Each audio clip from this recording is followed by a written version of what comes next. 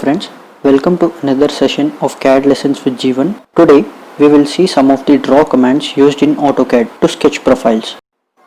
So starting off with the line command, here in the ribbon we see the draw tools.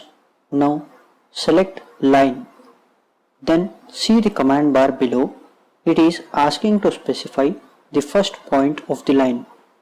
Select a point to draw the line, and in case if the line is not straight, click the ortho on or off icon below or press F8 key on the keyboard. Remember, you could only draw straight lines using ortho on mode. In case you need angular line, you can off the ortho mode or specify the angle by pressing the tab in order to enter the angle while drawing the line. Now let's see the polyline command. The polyline command is used for drawing the sketches same as line, but the line drawn is continuous and the entire sketch that you create using polyline command generates into a single sketch.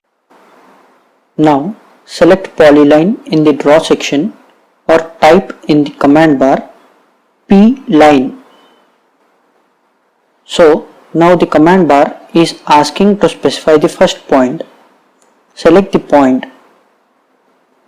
Then it is now asking to specify the next point. Specify the next point and draw a profile.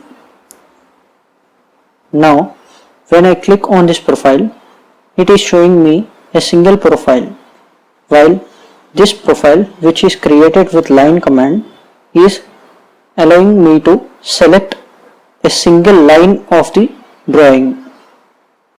In the next video we will learn how to create a circle and different styles or methods of drawing a circle in AutoCAD.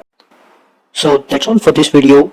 Hope you guys learned how to create the line and polyline. If you did really, please leave a like and subscribe to CAD Lessons with Jeevan. Thank you.